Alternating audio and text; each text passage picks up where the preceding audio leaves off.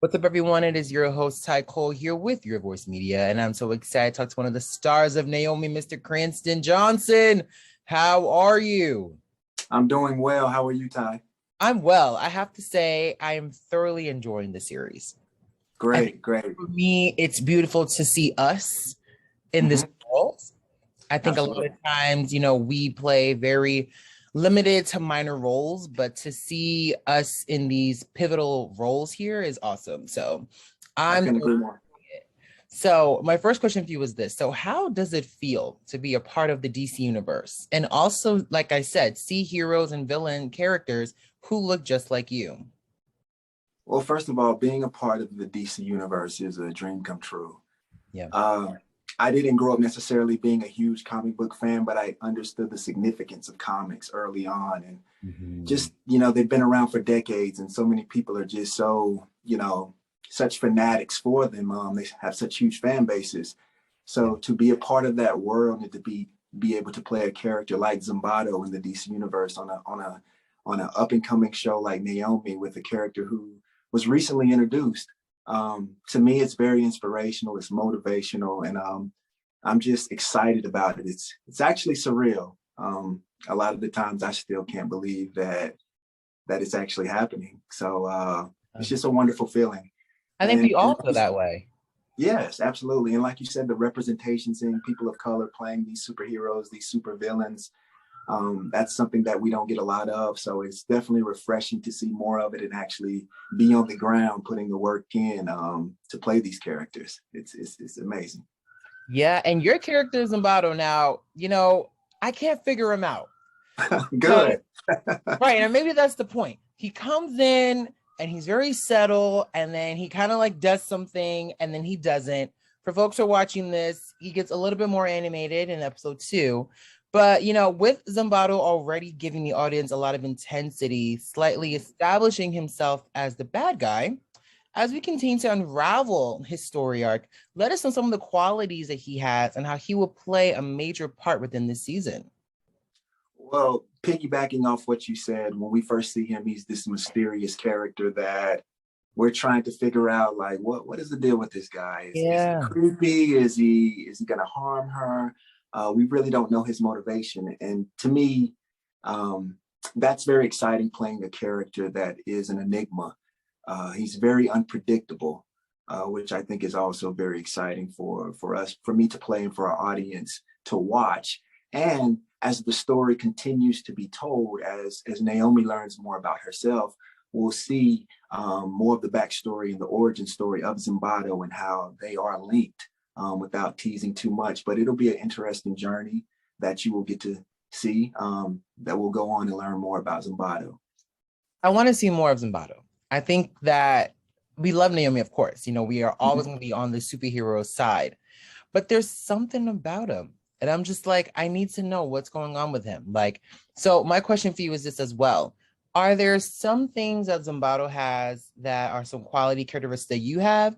And are there some characteristics that you have that also live in Zumbato? Absolutely. Even super villain. Absolutely. Well, to the core of Zumbato, what I think we have, or what I'm confident that we have, is that he's highly motivated. So he has this passion, this drive to accomplish the goal that he's after. And I embody those same qualities. Before I got into acting, I played some sports in college and everything. And so those things have been instilled in me. I'm very passionate. Once I get focused on something, I'm pedal to the metal. And I'm going to work as hard as I can to get that goal accomplished. So that's very similar with Zumbato. I don't have the wardrobe he has. I know.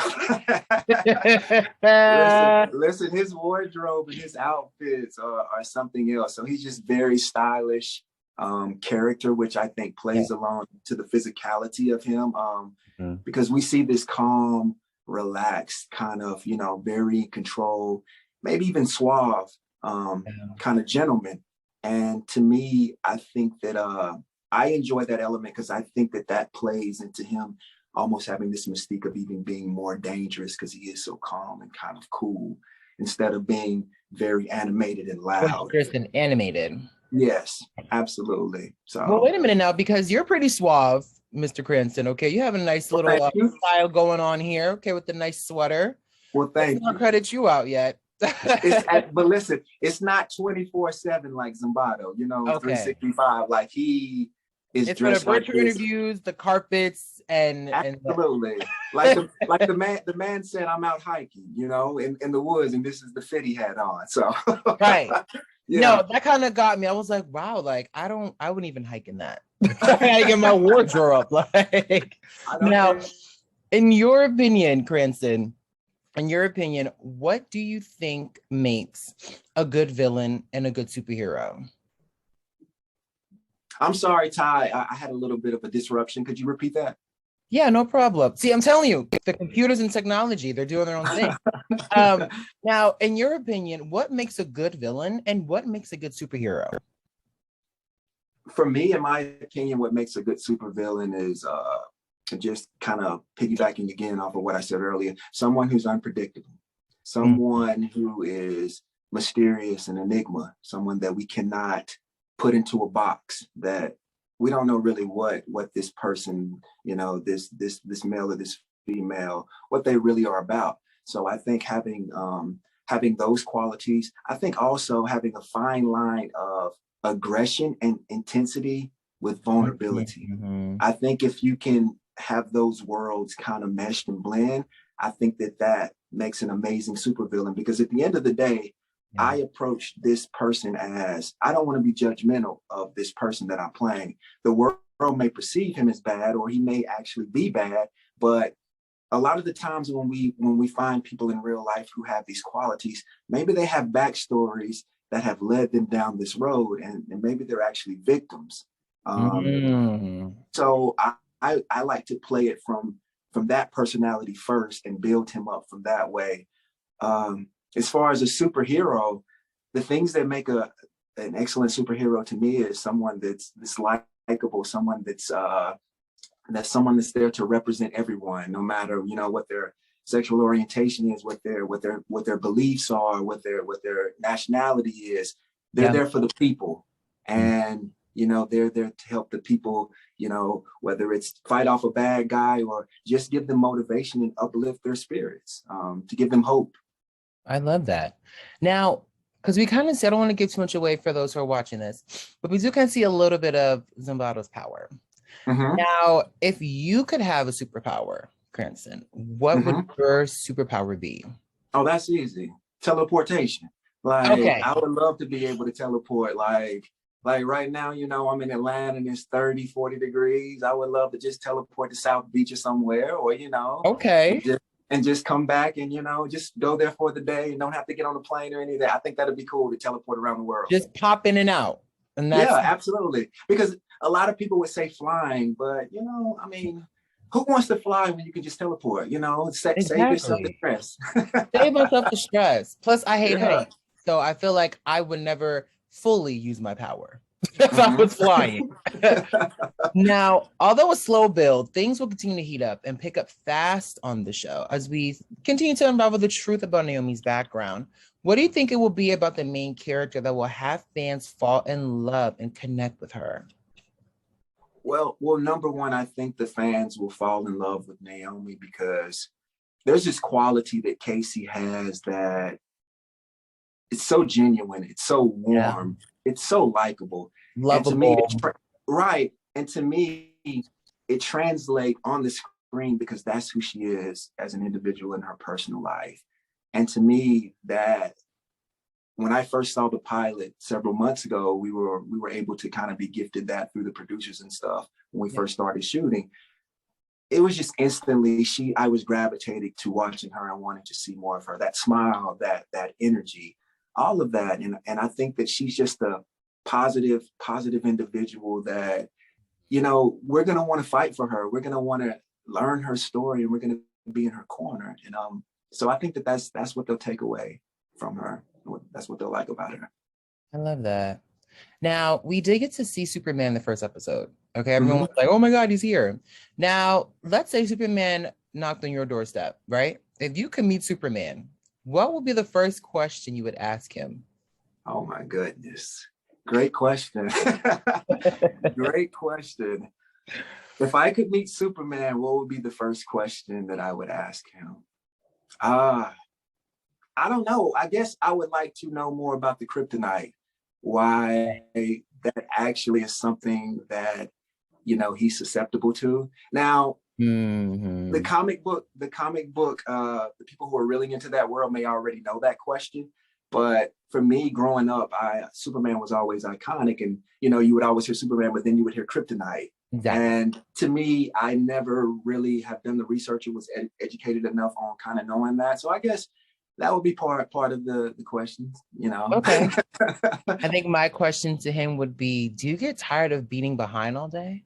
Like, do you ever just want to like take the day off? Like, do you? That's gotta be an exhausting job, right? That's an exhausting job. And I wonder, I think another one probably like, do you get paid for this? Like, are you getting paid? Is the cops putting you on payroll? Like, what's going on here? That's a great question. Now, your character currently works in disguise at the car dealership. Now, before you became a full-fledged actor, what was your final job you had? The final job that I had was I worked in mental health for about 12, 13 years. So the final job that I held was I worked at a crisis hospital in Greensboro, North Carolina. And so we worked with different patients who were going through mental health crisis. It was a short-term stay for us until we could get them transitioned out to longer-term care, or to get them, you know, stabilized to get back to their normal routine. But that's what I did. Like I said, I did that for about 12 or 13 years in different capacity. Was working at the hospital for about 2 years prior to getting my big break on a show called Happen Leonard. I became a series regular on that, and haven't looked back since then. So I've been very fortunate and blessed to do what I do, make art and live this dream for a living. So I'm thankful. You're doing a great job. I love Thank you so much, Ty. Doing awesome. Now, are there any other characters from the DC universe that we can possibly expect to pop in the episodes? Will there be any potential crossovers? Because I know that the CW, they kind of like to do that a lot. So can we expect that in this series? Yes, from my understanding, there may be a little thing sprinkled in there, but again, I don't want to spoil too much. But I am confident that Ava is focused on the Naomi story at this time, and the crossover stuff, if it's meant to be, will happen a little bit later on. But we want you to get you immersed in the Naomi story right now. But there may be a little surprises throughout these next 12 episodes. So make sure you stay tuned. Oh, okay. I love to hear surprises. Now, you seem like a very private person. Like, you have no social media at all. Like, at all. Because I was doing my research and I was like, hold on, wait a minute. Where is he? Now, what's the reason for that? Because as you know, in today's time, a lot of things, you know, people are getting booked, people are staying in the know because of social media. Social media has become like a new, I would say, resume for people. So for yourself, why no social media? Like, what was the reason for that? So I had social media up until about maybe 2 years ago. And I was heavily immersed in it. You know, I had the Twitter, I had the Instagram, I had the Facebook, and all of those things. And sometimes it would get a little bit mentally exhausting for me, just the upkeep of it, the self-promotion, which makes me uncomfortable at times, and just some other reasons. But I decided to take a little cleanse, because I would always, whenever things would feel like it's getting a little overwhelming, I would say, let's take 2 weeks off, let's take a month off and come back, refresh, recharge the batteries. And you know what? I took 30 days off and it turned into 2 years. Oh, wow. No. And listen, Ty, I totally understand the wonderful benefits that can be awarded to people in the entertainment industry through these platforms. It's an amazing way to get your art out there, to get your brand out there to anyone across the planet within seconds. So it was kind of scary when I first did it, because I was wondering, like, is this going to hurt my career? Because, you know, having conversations with some people, they were adamant about you need to be on, you need to be plugging away at the brand, you need to be building your fan base and all of that stuff. And you know, and I considered that, and it's interesting. When I got off, I felt like my career kind of burgeoned, and I was working more than ever. I wasn't in my head so much about comparing my journey to other people, because that was a big issue for me. I would sit and look at these other talented actors and stuff, and it wasn't a jealousy thing, but it's just sometimes we get these insecurities about, like, hey, they're working. I haven't been working for a while. I'm kind of, and then you start feeling a little down about yourself. So I just wanted to try to take myself down an avenue that was a little bit different to see how it will work. And like I said, I got off, and it's been working, and you know, but you know, I'm not going to say that I won't get back on in the future, but right now this is what's working for me, and I'm comfortable with it. And also I like kind of being an enigma in real life, because you know, if people see every single detail about me, they may not believe me as Zumbato, because I'm a silly guy, Ty. My friends and family will tell you I am silly as, you know, we can laugh all day and cut up and be a fool. So they may say, hey, I've seen Cranston on that. And you know, I don't really believe him as Zumbato, this serious guy. I'm not buying that. So they'll kind of pigeonhole you because they feel like your real self is not. And you know what? I have to agree with that, because there's a popular character, Mr. I think it's Michael Rainey Jr., who we all know he plays Power. Tariq. And well, he, you know, I've seen him out and about at a couple of events before, and he's really calm and silly and fun. And on social media, you know, people come in because he's Tariq. And people tend to not, you know, separate the real person from the character. So I totally understand for you, you don't want that to kind of happen, because then they may pigeonhole you or limit you to what you can do. And I think that that's a gift and a curse, because obviously if people see you out somewhere and they can't separate you from Tariq or Zumbato, that means you're doing an amazing job with your character. But like you said, I just want to kind of keep people guessing about who the real me is, so you know, I can tackle these characters and bringing out this authenticity to them, and the realism that, you know, you don't have any other preconceived notions about who I am or what I'm about. Well, you know what? You're doing a great job. So thank you so much. I appreciate it. I'm believing it. Okay. Thank you. Now, thank you, Black people won Golden Globes this year, like Will Smith. I mean, MJ Rodriguez, and that was like the first trans woman to win a Golden Globe. Now, some people's ultimate goals as an actor is awards. What's your ultimate goal as an actor? My ultimate goal as an actor is to inspire, number one.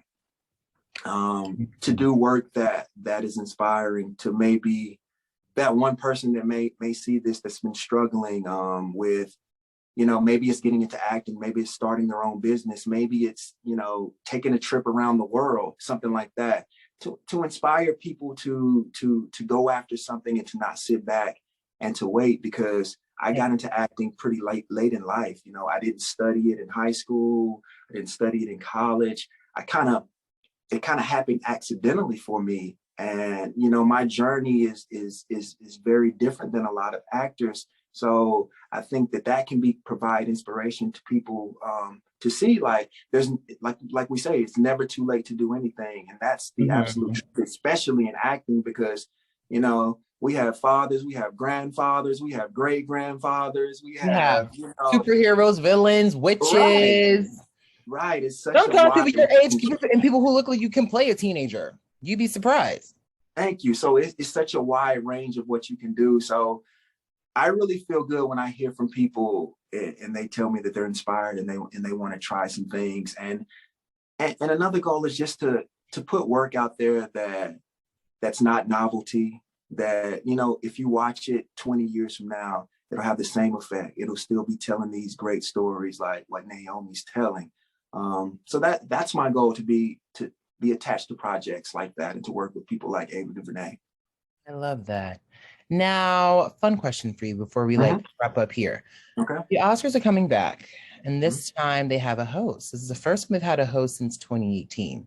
Now everyone is throwing in people's names in the bidding. You know, we got people saying they want Steve Carell. We have people saying they want just so many people. You know what I mean? Tom Holland, Pete Davidson is another name that was out there. So, you know, for you, you know, if you could choose, is there anyone you would like to see host come March? Like if the ball was in Cranston's corner, like, you know what, Cranston, you have the final say of who's hosting. You know what?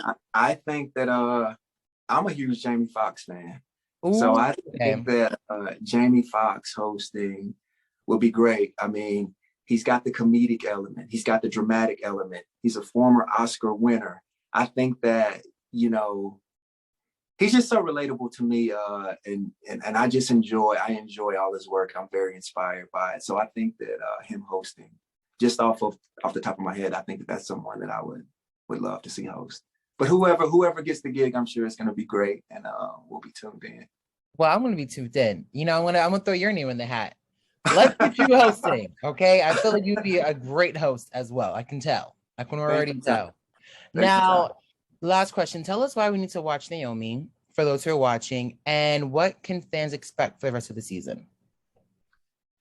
Well, number one, you should be watching Naomi because we are going to push the envelope on what it is to change a thought process. The tagline of the show is "Don't believe everything you think." Don't believe everything you think. Excuse me. And to me, that's such a powerful statement because we are conditioned to have all of these certain beliefs. We hear things since small ages, since young ages, and we take these things as factual. Not saying that some of them aren't, but we're challenging people to be curious, to ask more questions, to not be comfortable with, you know, the information that someone is going to give you. Do your own research. And, you know, that's what you're seeing right now with Naomi as it's starting to manifest at the end of the episode when she asks, "Who am I?" She's going to go down this track to where she's going to begin asking these questions, these difficult questions, these hard questions, not only to herself, but to the people that she's asking them of.